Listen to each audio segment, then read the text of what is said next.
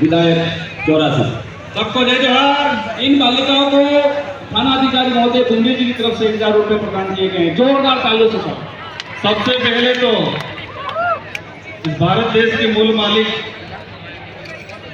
आप सभी को विश्व आदिवासी दिवस की हार्दिक शुभकामनाएं, अभिनंदन।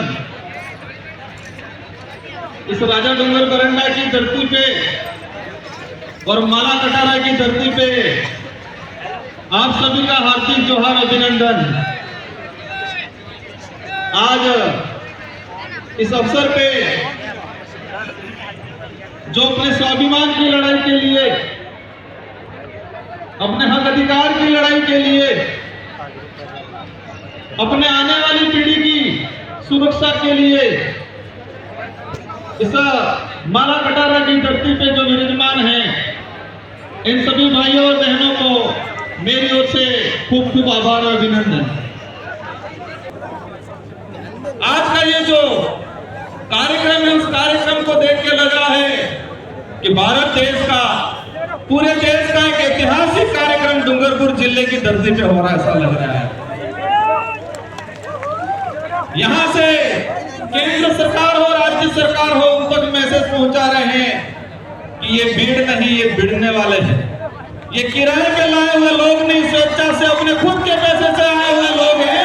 ये मैसेज पहुंचाना है केंद्र सरकार को, राज्य सरकार को, और मानगढ़ पे जो आए हैं उनको ये मैसेज पहुंचाना है कि ये भीड़ नहीं, भिड़ने वाले हैं। ये किराए की भीड़ नहीं, ये स्वेच्छा से आए हुए अपने हक अधिकार की लड़ाई लड़ने वाले लोग हैं।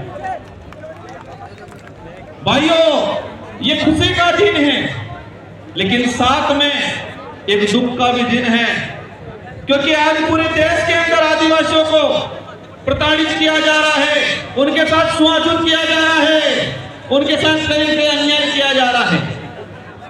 आप सभी को समझना पड़ेगा कि हम आज एकत्रित हो गए।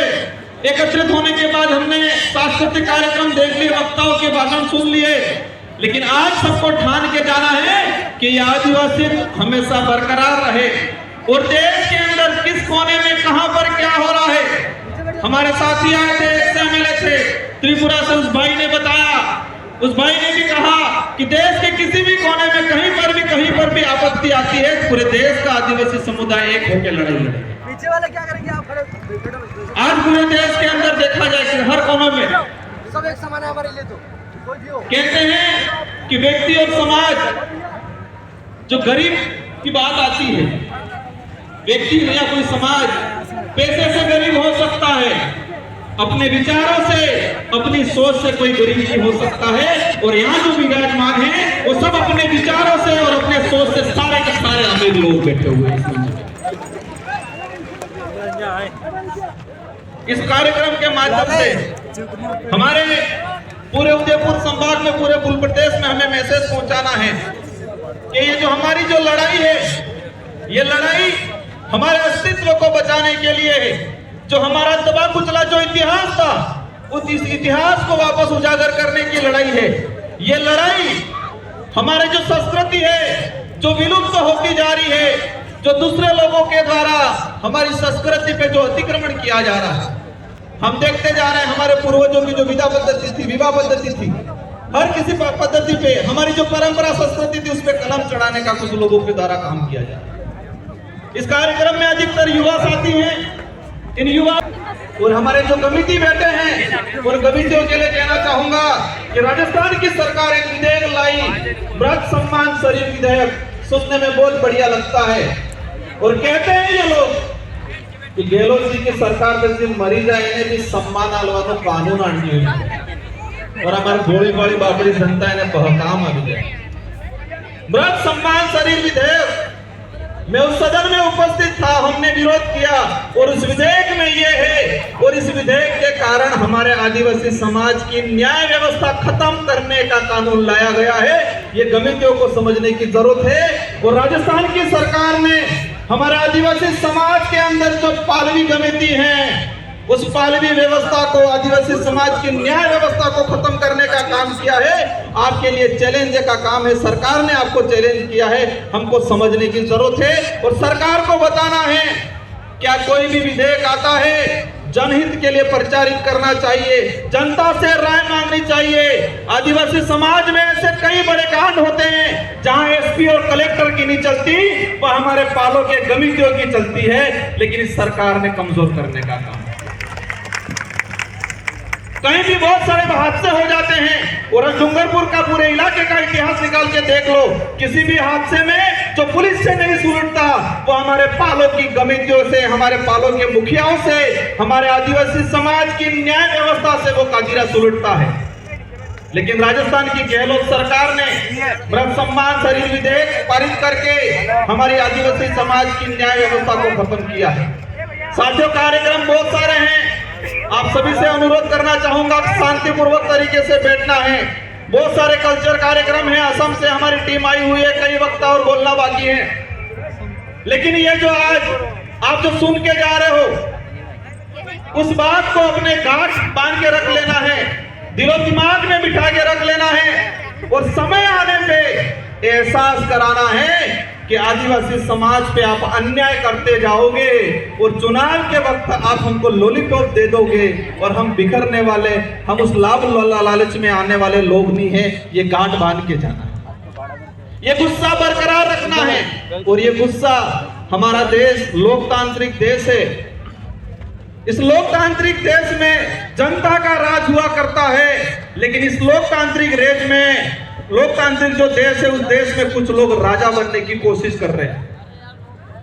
उनको एहसास कराना है कि लोकतंत्र की चाबी जनता के हाथ में है और समय आने पे उस चाबी को ऐसे लगाओ कि उनका ताला हमेशा के लिए जंग खा जाए और उनको पता चले कि नहीं, ये राजतंत्र नहीं, ये लोकतंत्र है। ये एहसास कराने की जरूरत है। भाइयों तथा बहनों, ये उनका वर्ड है। क्या है? भाइयों तथा बहनों, हमारे देश की जनता को के बेवकूफ बना दिया गया और टीवी पे गोदी मीडिया दिखा देती है कि सीमा हैदर वहां से आई, साथ में कितने बच्चे आए सबको पता है। सीमा हैदर पाकिस्तान से आई, साथ में 4 बच्चे लाई।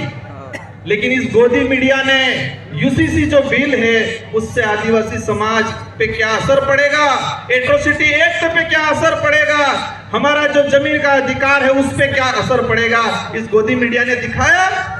ये गोदी मीडिया ये दिखाती है कि किसी का कुत्ता बीमार हो गया, उस कुत्ते को ये डॉक्टर इलाज कर रहा है, ये दिखाती है। गोदी मीडिया सीमा हैदर आई, उसके साथ 4 बच्चे हैं, किस बच्चे का क्या नाम है वो दिखाती है। लेकिन देश के अंदर जो काले कानून बन रहे हैं, इस देश को खत्म करने के कानून बन रहे हैं, उस कानूनों के बारे में नहीं बताती है। और इस कानूनों के बारे में ये जो विचारधारा के, आदिवासी समाज की विचारधारा के जो लोग हैं, इस देश के जो सोशल एक्टिविस्ट हैं, जो स्वतंत्र पत्रकार है, वही बताते हैं। हमको समझना है, जानना है और आने वाले समय में उनको एहसास कराना है कि ये लोकतंत्र है, राजतंत्र नहीं। अंत में एक बात और कहना चाहूंगा, समय हो गया है, संचालक महोदय का इशारा आ गया है। ये जो विश्व आदिवासी दिवस मनाया जा रहा है, इस विश्व आदिवासी दिवस की थीम है, ये जो आज जो मना रहे हैं उसकी एक थीम है, यूएनओ ने सेलेक्ट किया है, गाइडलाइन जो बनाई है कि आदिवासी समाज आत्मनिर्णय लेना सीखे, आत्मनिर्भर बने। और ये पूरे देश के अंदर हम एहसास करा रहे हैं कि यहाँ पर जो आए हैं वो आत्मनिर्णय लेके आए हैं, आत्मनिर्भर होके आए हैं। और मानगढ़ जो गए हैं वो परजीवी गए हैं, दूसरे के इशारे पे चलने वाले लोग गए हैं। और समय आने पे उनको भी एहसास होगा।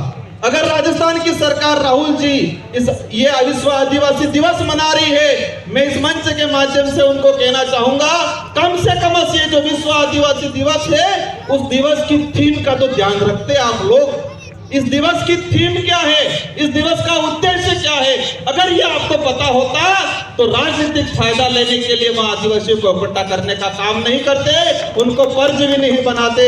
इन्हीं शब्दों के साथ आप सबको जय जोहार, जय आदिवासी, जय मिल प्रदेश। बहुत बहुत धन्यवाद। एक तीर एक कमान, आदिवासी विधायक महोदय को समान। आगे